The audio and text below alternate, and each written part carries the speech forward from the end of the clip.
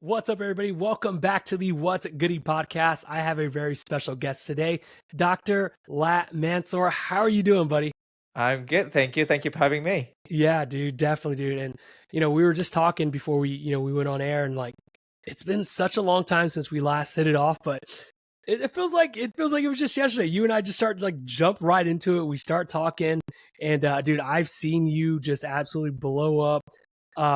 Your videos are everywhere. Your videos are so inspiring, and yeah, man, you're absolutely killing it, dude. Same to you. Same to you. Thank you so much. I mean, you've been doing your own fair share of content creation and inspiring other people to live healthy. And your transformation, pictures, like every time I see it, like I've seen it and I'll see it again, and I'm like, I'm still in awe. You know what I mean? Like things that you can achieve when you put your minds into it. Yeah, man, and it's really funny. Like you thinking about social media, I've been doing it for a really long time, right? I've been doing it since 2013. I would say I created an account to be a whatever quote unquote influencer, right? Or really just share my journey. And it's been a really up and down roller coaster ride, and it's really cool to look back and think how much I've changed since starting the account. Right, this when I started the account, it was all about losing weight, and I still haven't reached my goal weight, so I was still really very much in the thick of the challenge of the journey. To now, fast forward, it's now main focus is my company BioCoach, working on some of the things we're working on there. I have a family now. I have a 6-year-old, which is crazy. Like I can't believe I have a 6-year-old, and it's just crazy how much everything has changed. Social media has changed, how my channel has changed, and really trying to focus on showing other fathers. I mean, that's what I really want to focus on, is showing other fathers and parents that you still have time. It's never too late to get started on your fitness journey. It's never too late to start eating healthy, doing research on what you should, what you shouldn't be eating, and also showing your kids. I think that's the number one main thing I really want to focus on going into 2024, is showing parents that not only is it important for you to get healthy, but it's important to show your kids the importance of it. Because I'm sure you've seen it, man. You've seen it in airports. You do a lot of traveling. These kids are just glued on the iPads, and they're eating these, what are they called? Like Toka Tonki chips.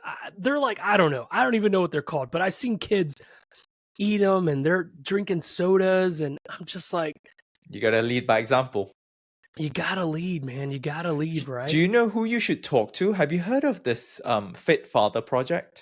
No, I haven't.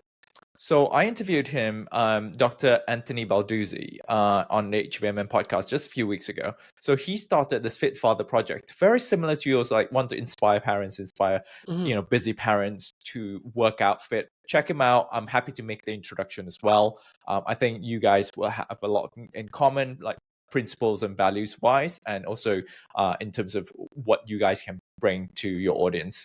Absolutely, dude. I would love to. Please do that after the podcast, because yeah, it's one of those things. It's like you see the numbers, the obesity rates, the pre-diabetes, full blown type 2 diabetes.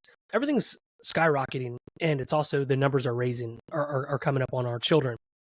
And the crazy thing is, we don't even check our children. So I would assume that those numbers are probably a lot higher if they really actually tested kids, which they don't. So I agree. Pretty crazy, man. But dude, tell me, what have you been working on? Like what have you been doing? Like I know you do a lot of traveling. Oh God. So funny you mentioned about social media. You've started like 10 years ago. Mhm. I pretty much started end of 2022. Mhm. My Instagram account was still private up till May 2022. I remember that clearly because it was MHS, Metabolic Health Summit. I presented our work on the $6 million contract with SOCOM. Yeah. And I decided, you know what, people want to follow me, people want to learn more about the science, and I should, just open the Instagram and start making content.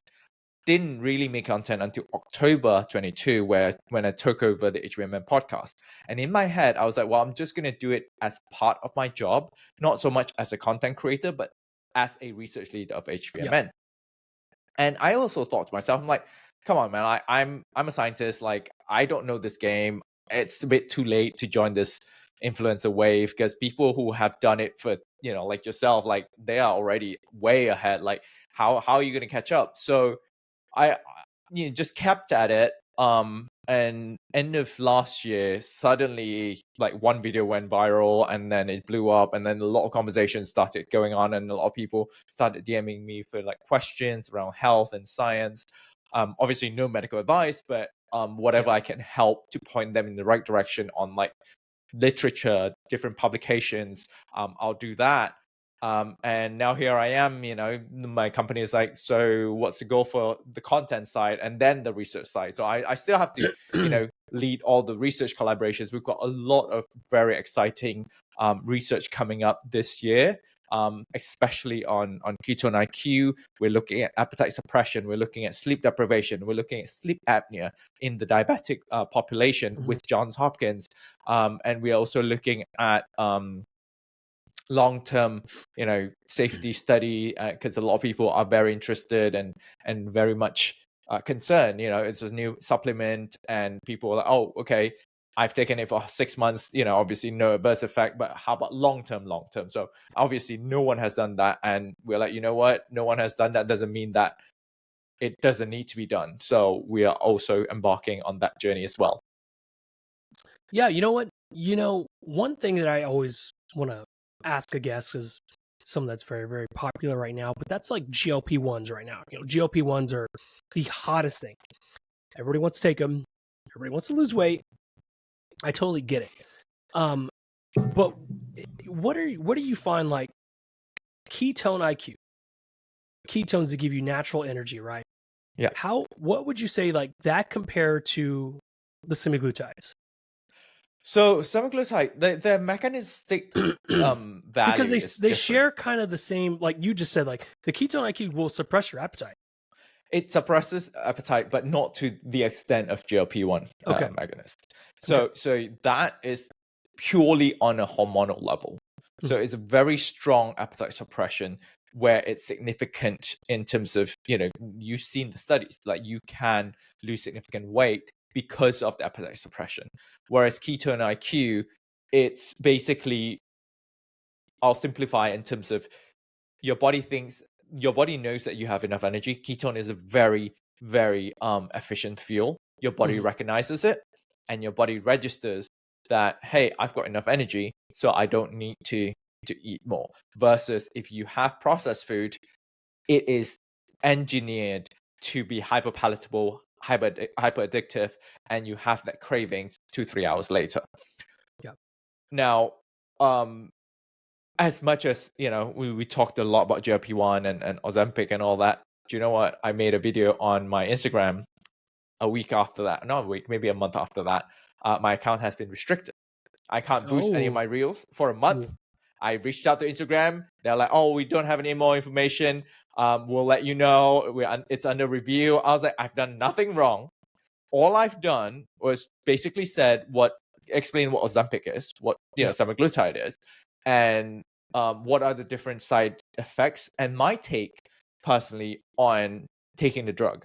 I think personally that the drug is a very powerful tool when coupled with lifestyle changes, and also depending on the severity of the case, either you're severely obese, severely chronic in diabetes, where if you do not take that drug, you will get a heart attack anytime soon. Therefore, the drug can actually save your life, and then you do your lifestyle change. Yeah. However, for people who are healthy, willing, and able to change their lifestyle first, they should not go to this drug right away as the first measure, because of some of the side effects that people may experience. And I've got a lot, if you go to the Instagram reel, like a lot of people actually came up and say, hey, I've tried this drug, I've experienced nausea. I've tried this drug, it gave me a headache. I've tried this drug, it gave me GI issues. And then they had to stop. So before you spend money on pharmaceuticals, think about, especially when it comes to chronic diseases and lifestyle derived diseases, you have to think about lifestyle prevention and lifestyle intervention first, because it started there to begin with. So if you're able to address the root causes, provided it's not too late in the stages of the disease progression, then you should definitely do that before you go for these different tools. I mean, bariatric surgery is a powerful tool. I'm not against it. It has been shown to really decrease the risk of chronic diseases, high blood pressure, like cardiovascular disease, after these people lost their weight. But whether or not these people regain the weight, it depends heavily on whether or not the adherence of lifestyle change stays. Yeah. And I have done a lot of talking about the GLP-1s, most importantly because BioCoach is actually working with people who are taking GLP-1s, because it is so important that you have to incorporate some type of lifestyle changes, right? And I've got a lot of pushback. I got people adamantly just so ticked off at me, like, Logan, how could you promote the GLP-1s? How could you support it? I'm like, whoa, wait a minute. Listen, if I understand this is not for everybody, like you said, like, I don't believe it should be celebrities should be taking it, or, people that already look great, but they just need to get that extra 10 pounds for whatever reason, right? Like in Hollywood. But for people who truly, truly need help, and like you said, it's a great tool to get them started. If this is what's going to get them started on their journey, I'm all for it, right? I'm all for it. It was the same argument I used to get into with people about fat burners. People are like, "Oh, Logan, you don't need fat burners. Fat burners are useless." And I'm like, "Wait a minute. If somebody's asking me, hey, I want to start working out, what fat burners should I take?" If I tell them and that's going to get them to work out, at the end of the day, that's all I care about, right? Is it going to get them to work? And it's the same example I always use. Now, this is going to be really funny or cringy, but do you remember Space Jam? The old original one with Michael Jordan. Do you remember when they're getting their butts whooped at halftime? And Michael Jordan's like, here, get some special sauce or special whatever. Right. And everyone's taking it, but it was just water. But it psyched them out and it got them to play hard and whatever. That is how I look at these things. If it's going to get you to take that first initial step into the gym, into working out, into changing your lifestyle, eating healthy, then I'm all for it. And so I'm always really interested in GLP-1s, because I know how important it is to incorporate a lifestyle change. And but we what's want to the do real that. tea, though? What's the real tea? Does fat burners work? Look, yes and no. They're going to give you energy. They're going to heat your body up. But are they really going to like help you burn more fat? No. But it's going to get you in the gym, which theoretically going to work out, build muscle. And so, yeah, yes and no. Just at the end of the day, get your butt in the gym, work out, do some type of resistance training. That's all that matters. So, it's you know what has been a game changer for me? My coworker, she was getting rid of her under the desk treadmill. Mm-hmm. And I've been doing half an hour after lunch, just, casual at 3.2 miles per hour. Yes, I'll sweat a little bit, but, I don't even reach 130, beats per minute, sort of heartbeat. And that has been a game changer. That got me my 10,000 steps, and I can still gym later on in the day and then do some cardio at the end. So I think that, if anything, would be, for me personally, more powerful than any fat burners that I could get. Yeah, I'm looking at my stand-up treadmill right here. My stand-up desk treadmill is right underneath my desk as well. And it's not, like I said, it's not about burning an X amount of calories. It's about just staying active, always moving, right? They say sitting is the new smoking. Most people's jobs, they're going to be sitting all day. They're going to be in their cubicle. They're going to be at their desk. So, sitting is just so bad, especially for me. Like, I have back problems, so I can't sit for a long time anyways. So hence why we're both standing while doing this. Yes, exactly. I cannot sit. My back is already messed up from just doing really stupid stuff in the gym. Ego lifting, don't do that. But walk in and, I really want to, you brought up a great point. So talking about lifestyle changes. So people that are listening to this, maybe you're not in the best shape of your life. Maybe you're not where you want to be. You don't need to do anything extreme. Simply going for a walk, simply converting your desk into a stand-up desk. Now, most HRs, most companies there's incentives, there's things. They want you to be healthy. They want healthy employees. So talk to them. Say, hey, look, I really want to convert my desk to a stand-up desk. I promise you, if you just ask, they may help you in doing that.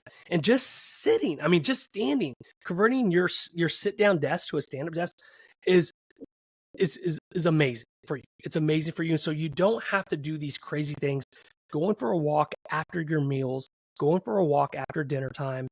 You don't need to go to the gym 6 days a week. You can go 2-3 times a week. Do some resistance training. You don't even need to go to a gym.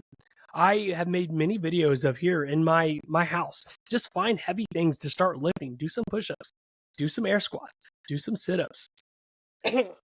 You know, living in San Francisco, I'm always jealous of people living somewhere else where they have huge houses, they have their garage gym, they have, their home gyms, and I am always jealous because I live in a shoebox and pay more than what they pay. Yeah, so if you were here in Texas, you'd probably be living in a mansion. You'd have your own private gym downstairs. You'd have the infrared sauna, ice plunge. Do you know what? That is not completely off the table. Austin, Texas could be a place that I may consider moving to. Just because a lot of our partners, biohackers, they're all there, all that healthy lifestyle, that sort of, I want to be part of that community. I just don't like the heat. Yeah, heat's kind of bad, but you are right. Austin is full of biohackers, full of like just young, healthy, fit community. Like the pickleball community in Austin is insane. Like it's just absolutely blown up. And I know you probably know our mutual friend, Brian Sanders. Yes. Food Lies is on Instagram. Yep. He's got his own Sapien Center there. Yes. And it's just a super cool hangout. I mean, they got the ice plunge, they got the sauna, they're always eating meat, they're always working out together. It's just like a really good community to bounce ideas. Yeah. Biohack. Even the other day, I spoke at HPLT Brian Mazur's event at I can't remember the gym's name now. But yeah, a lot of the people that within our circle, they're all over there and they're doing all these like different hard exercises, hard activities, and I was like, wow, that's pretty inspiring. Yeah, it's part of that lifestyle change as well, right? Like surround yourself with a community that can inspire you and motivate you to do the same. Yeah. And before you know it, it's a social activity. It's no longer a chore. Mm-hmm. Yeah, no, you're absolutely right. When I last talked to you, you said Ketone IQ was working. Were you working with the Army? Yeah, it's we worked with multiple units within SOCOM itself. The Army, we worked with some units which is within the Army as well. We try to work with the Air Force as well. Yeah, tell me about that. Look, what are they interested in? So, we at that point, because we got awarded the contract in 2019, and Ketone IQ wasn't even conceived then. It was mainly on ketone esters at that point, and they were just interested in looking at the effect of exogenous ketones on physical and cognitive performance in hypoxia, so in low oxygen environment, and that is applicable to high altitude like Air Force and also mountaineering school, and also deep sea exploration.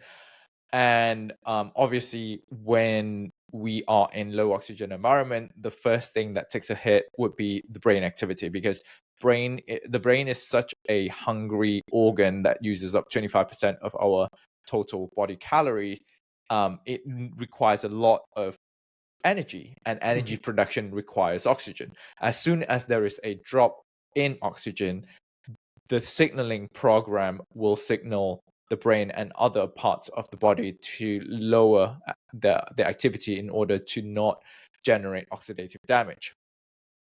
When that happens, your cognitive abilities would decrease. I don't know if you've seen some videos of pilots or some studies actually.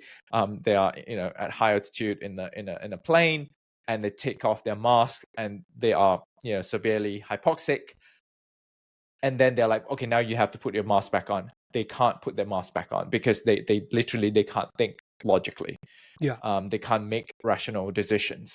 So I think that was a big part of the military, right? When you are in high stressful environments and on top of that being hypoxic, would you be able to, one, make split seconds decisions accurately, and two, be able to actually act on them? So we've embarked on 7 base tasks. We have built a hypoxic chamber at our research institution collaborator, IHMC. We've got a hypoxic chamber there. We make people, walk on a inclined treadmill with a rucksack, and then right after they finish, we make them do cognitive tests, and then they sort of do a shoot simulator as well. So that project, after 4 years and a half, wrapped up last September. So I presented the final results to SOCOM and all the panels, and that's that. And that the conclusion is that yes, ketone does increase performance to a certain extent, especially on the brain side. On the physical side, it's still a bit mixed, but on the brain, cognitive, like memory recall, vigilance, accuracy, reaction time, those are all improved.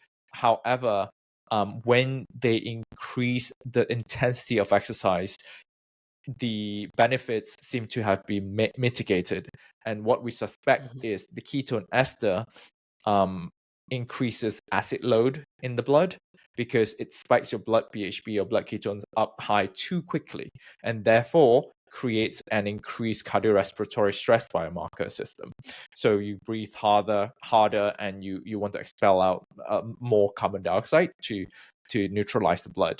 So what we do believe is that ketone IQ has the potential to override that downfall of ketone ester and still give you the cognitive benefit, even in a moderate intensity exercise setting. Wow, that's pretty intense, man. 4-year study. That's that's super intense. It's supposed to be 2.5, but pandemic happened, and then everything was closed down. We couldn't recruit participants, and we had to like put a pause here and there, and we have to have no cost extensions. So that's why it dragged out to 4.5.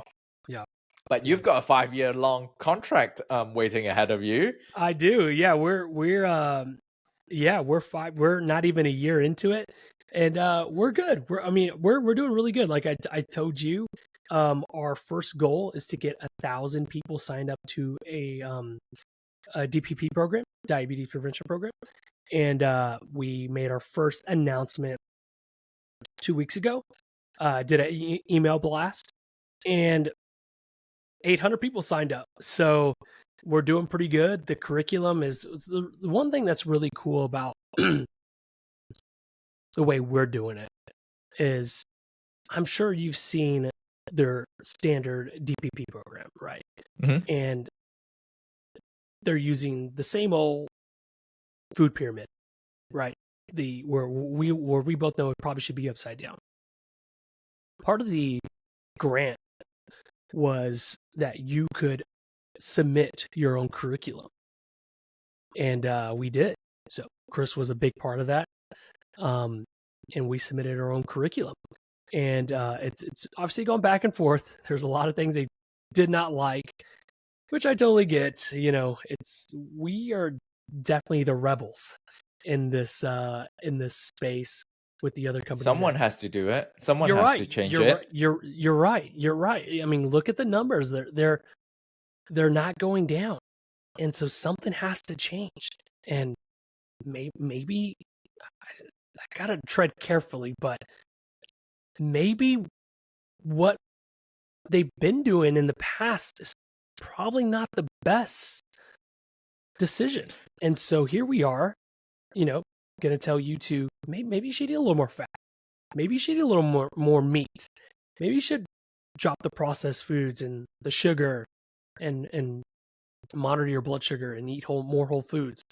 And so we've been getting a lot of pushback, but it's we're moving forward, we're making progress. And so I think that's one of the coolest things, something that I'm very truly proud of that BioCoach is doing, is we didn't just say, hey, we'll work on this project with you. It's like, we're going to work on this project, but we're going to submit our own curriculum that we believe in. And we have the numbers and the data. And we've been doing this big test flight already, which we're coming up on a year and a couple of months, with individuals that have just made insane progress doing it our way. And so it's going to be a long 5 years, but we're up for it. And we're really in it to change people's lives. So You know what they say, insanity is keep doing the same thing and expect different results. Exactly. So if you're not getting the results you want, try and change something, right? And at the end of the day, we do have to realize that the food industrialization is essentially engineered to feed the lack of food availability, right? To meet the lack of food supplies during the war and all of that. So there comes, a lot of like cheaper processed foods with like dense calories, and it was not optimized for health. It was optimized to get people fed and making sure that, people are not going through famine. So now that we are at this point, knowing the numbers that we know around chronic disease, obesity, diabetes, we ought to look at food differently.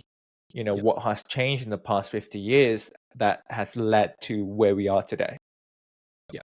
If you've probably been seeing it. You've been seeing this huge push to eat less meat, go vegan. I think there's a latest Netflix documentary video that just was recently released. I have not yet seen it, so I can't speak on it. But what do you think the agenda is there? Like, if they know that we're getting sicker as a country, why do they want us to eat more of this processed crap, fake food? I think money talks, right? At the end of the day, if they have enough money to pay for the marketing and make a whole show out of it, that says a lot about who's behind and what are they planning to do. And sometimes people are just not set out to save lives. And unfortunately, there are not a lot of rich people who are out there who is fighting for the right reasons, right? They are fighting to line up their pockets. It's unfortunate in the world that we live in. And maybe, I don't know, like I haven't met personally any of these like billionaires who fund all these processed food companies. But some people brought up a good point. Maybe fundamentally, they don't believe in healthy living. Like they are not living healthily and they are, in bad shape. They are obese and they have high chance of getting cardiovascular disease. Maybe they're just enjoying life and they are accumulating all this money to make sure their next generation lives comfortably. Maybe it's as simple as that, right? And maybe they're not as noble as we thought they are. And also, who are we to say that, okay, you're rich, you work really hard your whole life, so now the onus is on you to fix humanity? Who are we to say that?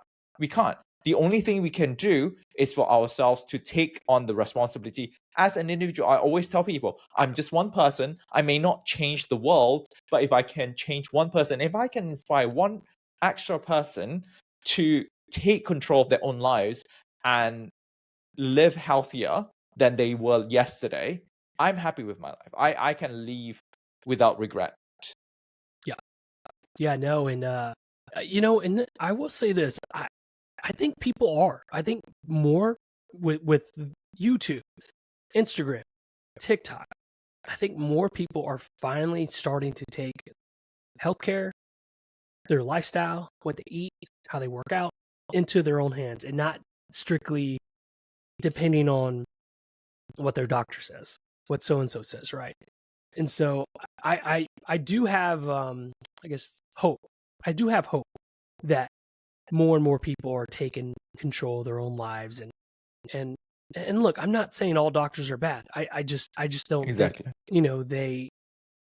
they know, right? I don't, they don't, it's not like they learn about nutrition. They learn about what they're taught, and what they're taught is not necessarily probably the correct thing, but like you said, it's your responsibility. If you're listening to this, it's your responsibility to go find the answer.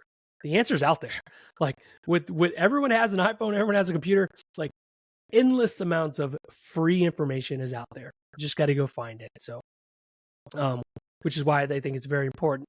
What you're doing, how you've completely just taken over the content and showing people how to live a healthy lifestyle. Some of your stuff is a little controversial, but in a good way. Showing hey, these are 5 foods that are banned in other countries, but you're able to get them here in America. And that's a good question. Why is that? Yeah. And so it's just one of those things. And at the end of the day, it's everybody's responsibility to take care of your own self. And you can get a new iPhone, you get new shirt, new shoes, new watch, new whatever. You only have one body. And so it is so important for you to take care of it your own self. So nobody's going to come save you. You got to put in the work and you got to do it. So exactly. Yeah. Definitely. There is no service center. I mean, there are like hospitals, but you are essentially treating the symptoms and not any of the root causes. So you got to figure out what the root causes are and fix it yourself. Yeah, absolutely. Now, look, I know AI is coming along, and maybe in 50, 40 years, you might be able to buy a new arm. I know. Have you seen? I know AI is blowing up there in San Francisco. What's your take on it? Like, do you see it? You know what I really would love to see, like probably not in our lifetime, that AI is so advanced that they have all the information, including medical and everything else, but then you can program it into nanotechnology and you can enter it into your body and it can just fix and whatever, and you can communicate with it. And that is the fantastical world, a fantasy world, if anything. It's like your own Iron Man suit. Yeah, right. Yeah, but it's like just within your body. Yeah, within your body. Yeah, just tap on your Tony Stark glasses. It's going to show you this is wrong, and right. Boom. It's what? It's crazy, and look, I listen to a lot of Joe Rogan podcasts. I listen to a lot of, AI podcasts, and it's crazy to see where it's going, right? And where it potentially could go.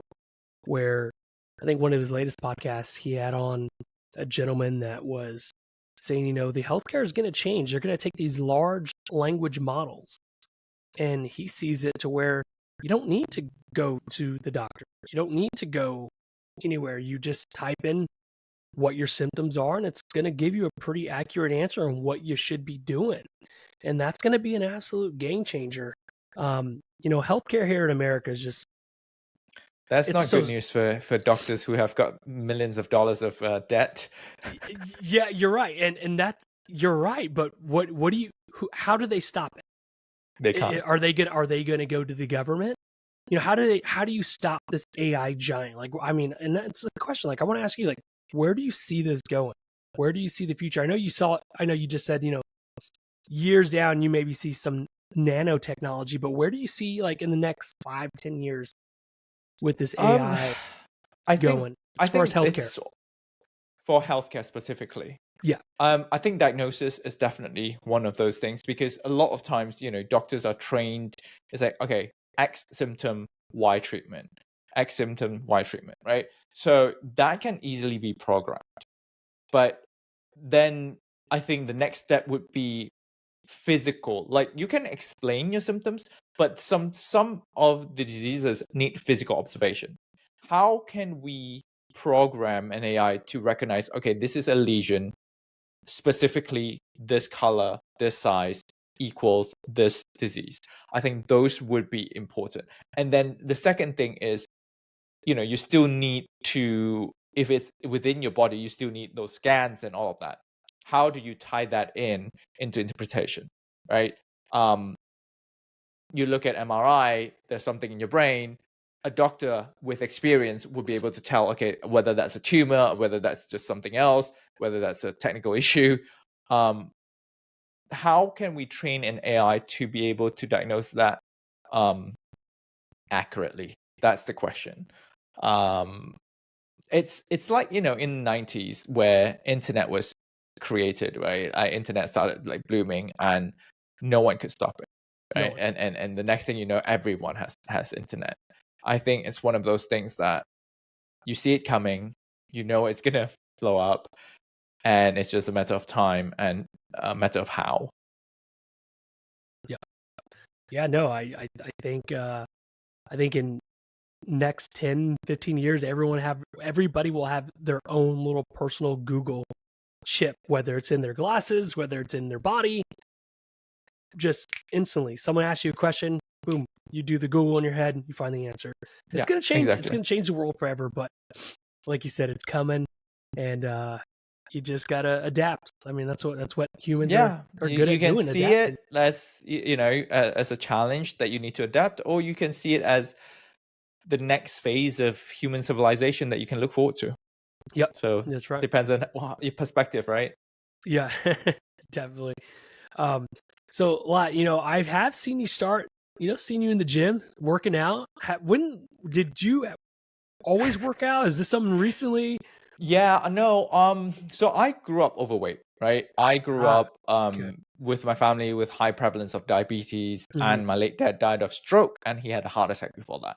So Oh, wow. cardiovascular disease also run rampant on my father's side, and my mom's side has high diabetes and obesity cases. Mhm. So until I was 22, I was in undergrad. I was in university in Nottingham in UK. I started running. I lost about 45 pounds, and then I joined a gym. And that was when I started gymming. So there has been a while, like what, 16 years ago? Yeah. But the problem is between 22 to 30, I was gymming, but I didn't know much, right? Like, imagine like you literally you were heavy, and then you now you started gymming. You have no knowledge whatsoever. What type of exercise? You just do whatever machines that's there, right? Yeah. You don't know the proper form. But one thing that was very clear to me at that point is my fear of putting back the weight. Oh, So yeah. every time I lifted heavy, I saw my weight go up, I saw me getting bulkier, I get paranoid. So I will go on severe calorie restriction. I'll do a lot of cardio. I'm like, I can't go back there. I need to maintain this lean body. And then when I hit 30, I went back to Malaysia after my PhD. I met a friend of mine, Jay. He's a personal trainer, and he was like, you need to get over that fear. If you want to build muscle, you will put on some fat inevitably. So you need to get over the fact that your weight is going up on the scale, and then you deal with it after you've built those muscle, because those muscle will increase your metabolism and in turn will help you burn the fat later on. Now, so that was when I got over it, and then I started, learning how to bulk and how to like build muscles. Then I joined HVMN in 2019, and I got into the low carb, that lifestyle. Yep. And the results were great. Like I wasn't like bad, but the problem with me that I realized in the past year is that I have been eating like a fat person trying to lose weight,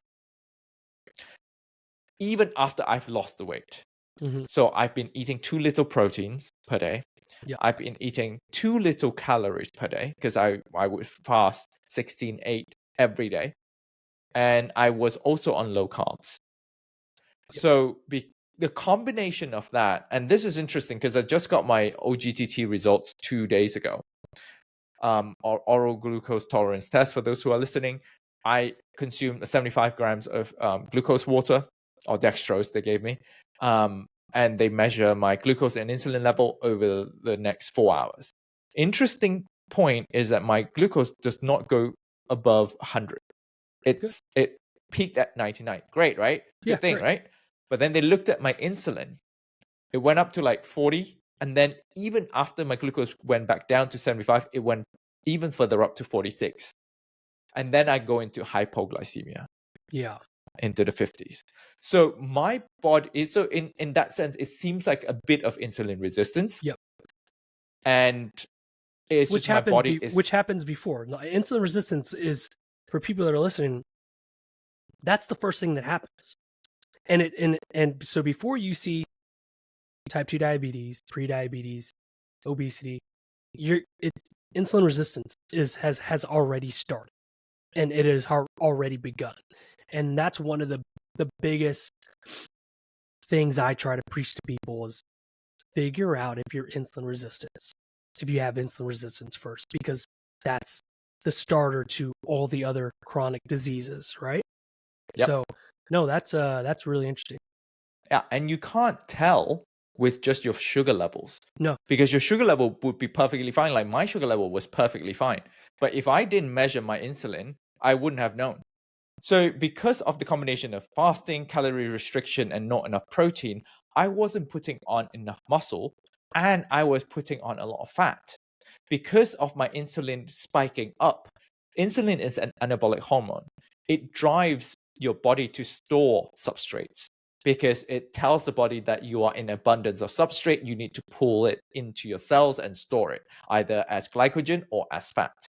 And that is why my fat content is also very high. But that also gave me the ability to put on muscle. So my muscle mass is high, but that is coupled with high fat, which is not ideal. So now I'm trying to fix it from the inside and on the outside. And I'm working with the trainer to cycle my carbs to really build back that glucose tolerance back in and allow my body to really react to glucose how it's supposed to. Yeah. So, so long story short, I think, yes, I've been lifting, I've been exercising for a while now, but I think now it's time for me to take it onto the next stage where, okay, I'm no longer trying to lose weight. I'm trying to build the next level physique that I can achieve. And that's what I'm excited about and I'm looking forward to every day. Yeah, and it's really interesting you say that, because even you know, everything you studied nutrition. It's like it almost seems like you knew this stuff, right? But the problem is it was in your head, right? That number. And that is how I used to be in the very, very beginning of my weight loss journey. If I would have a cheat meal, Latt, I would be so pissed at myself. Yeah. I would punish myself. I would be like, you're going to do loads of cardio. You're going to do a 24-hour fast. How could you do this? Like, just this really bad relationship with food, because I still had that fat guy inside of me, right? I still had that overweight person, that insecure person that was always scared that, come Thanksgiving, like, oh my God, am I going to get fat by eating this one meal? Oh my gosh, is there sugar in here? Oh my God, is this going to knock me out of ketosis? Always worrying about food, because scared to go back. Like you just said, we were scared to go back, when in actuality, we were hurting ourselves. And we knew better. But it's hard to get that person that has been living inside of you for so long. And it took me years, guys. It took me a long time to finally let go and to finally just enjoy carbs and meals and cheat days, and knowing that one meal is not going to make me fat. That one missed workout not going to cause me to lose all my gains, right? And at the end of the day, it's all about consistency, staying consistent. If 90% of the time I'm eating healthy, the other 10 that, an anniversary, a birthday party, a wedding, or whatever, I think I'm doing pretty good, because the life I lived before that, it was 100% crappy food, 0 working out, 0 healthy food. So I think 90-10, I think we'll be okay. So yeah, I think it's very important for people that are listening that don't let those inner demons take control. Trust the process. And I find it funny that you brought this up as well, because people know me. I mean, they know that I've been working out and all that, but only recently, like, it's almost like people notice that I'm working out, that I'm like putting effort in it. Yeah, I noticed it for sure. And then at the end of the day, though, I think it comes with the job, right? If I am a research lead of a health supplement company, I need to walk the walk and, and practice what I preach, and be healthy myself. Same thing, it's almost like you want a personal trainer who looks the part to train you. Yeah. So, and especially now that I'm talking about content as well, like, they might not even know my day job, right? Being the research lead, they just know me as Dr. Latt Mansor, as this PhD in physiology and talking about healthy stuff. So if he doesn't look healthy, like why should I follow his advice? Exactly. Got to lead by example. Got to show him. So Latt, tell me about Ketone IQ. Like it's funny. I have so much Ketone IQ, guys. Just FYI, I have so much in my pantry, that I took some to a Christmas party, and I was going to use it as a white elephant gift. For people who don't know that, it's like everybody puts random gifts in a pot, and you draw numbers, and you steal some, you don't steal some. I don't know. It's like a fun game that you play. And so many of my family members are asking me, like, what is this? What is, they're Googling it, like, oh damn, like this is crazy. Like, what is this? Tell me, like, for just an average person, like, how can Ketone IQ help people? And like, what is the purpose of it, and what does it do? So let's start with ketone. Yes. Ketone is a source of fuel. Yes. That our bodies naturally make when we are low on carb storage, when we're low on glycogen. In the modern society, the ways to achieve that is by going on a keto diet or by fasting, because then your glucose and your glycogen levels will be low enough that you kickstart the process called ketogenesis, in which the liver would convert fats into ketones. And the reason for that is because ketones are needed to bypass the blood-brain barrier to provide energy for the brain. Because fats are too big to bypass the barrier. Therefore, when you're low on glucose, the brain needs some other form of energy, or source of energy. Ketone IQ is what we call exogenous ketone. So what I described earlier, they're generally called endogenous ketone. Endogenous means you make it inside your body.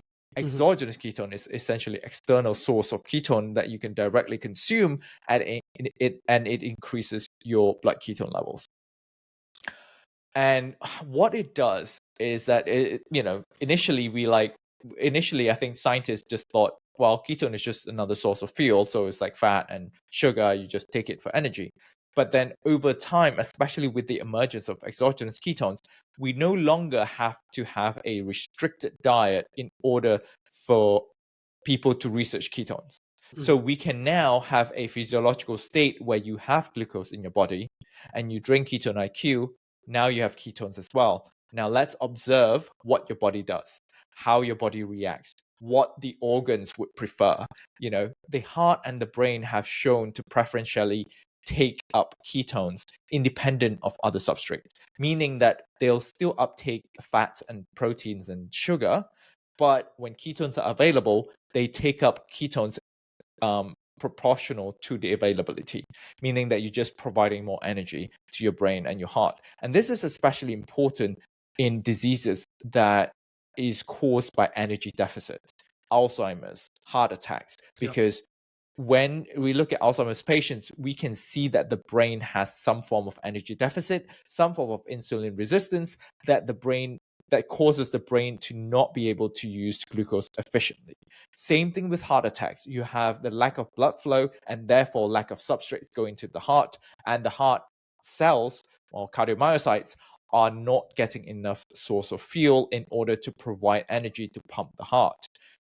Having ketones there, yes, ketone will also be affected and restricted in terms of arriving at the heart, but we know that with the study in 1995 that ketone is a more efficient fuel compared to glucose per oxygen molecule used. So that being said, having some form of ketones, and then further down the road in animal models, they have shown that the damage that was caused by heart attacks in rats and mice are mitigated when they're given ketones. So now, actually, just today, I got an email from a professor in Aarhus University in Denmark. He just got a grant that we talked about end of last year. We are going to have Ketone IQ to treat 250 heart failure patients for 30 days. Wow. So I just sent a link to have a call with him. We're going to look into like the logistics, like the collaborations. So it'll be very interesting to see if, a food product such as Ketone IQ can actually help heart failure patients to improve their condition. Wow, that's amazing. And I know from my background, a lot of my audience, a lot of my followers obviously know that I did the ketogenic diet. But a lot of people that I see take ketone IQ are not people who do a ketogenic diet, right? They're just like biohackers, are just regular people who need instant energy. I know for me, one of the biggest reasons why I switched to it. So I had a ridiculous, when I say this, guys, believe me, ridiculous addiction to energy drinks. Okay, I would have, I kid you not, 3 a day. Oh, wow. 3 a day. I am not sugarcoating it. I would go on Amazon and try to find the cheapest energy drink per whatever, and it would always be Rockstar, the white can. I would get them at Costco, the big pack. Yeah. My good friend Christian Guzman, who owns a company called 3D Energy, he'll just honestly randomly message me and send me some, and I kid you not, have 3 a day. And I know somehow, some way, it was messing with my gut, just really messing with me. I couldn't really pinpoint it. I think it was making me break out as well. Now I don't do that. Now I just take a ketone IQ, sip on it if I have a meeting or podcast or whatever. It's one of the biggest reasons why I switched to it. But yeah, I see a lot of people taking ketone IQ that aren't doing a ketogenic diet. What do you think about that? That's the most common question, actually. A lot of people ask, oh, I'm not on a keto diet. Can I take ketone IQ? Absolutely. That's the whole point of it. The whole point is for you to be able to access your ketones without having to go on a restrictive diet and without having to fast for multiple days. Therefore, you can feel the subjective feeling right away. And it's an introduction. If you feel that is good for you and you feel like, okay, maybe I should do a keto diet, then you can try to do it. But if you say, hey, I don't want to do a keto diet, but I still want the ketones for that mental clarity, then you can do that as well. And then on the other side of the spectrum, you get keto people who said, well, why would I take this? I'm on a keto diet already. I'm already burning my own ketones. I want to burn my fat. I want to convert my own fat into ketones. Why would I take exogenous ketones? So I would say, if your goal is losing weight and losing fat, and you are already doing that and progressing through keto diet, then there is no need for exogenous ketones. But for people who are on ketogenic diet and had a cheat meal, or they had a birthday party they had to go to, they had some carbs, kicked you out of ketosis, this will put you back into ketosis immediately, right? Within half an hour. And that gives your body time to metabolize the glucose. And before you know it, 6 hours later, when the exogenous ketone is fully metabolized, you kick back into ketosis using your own ketones.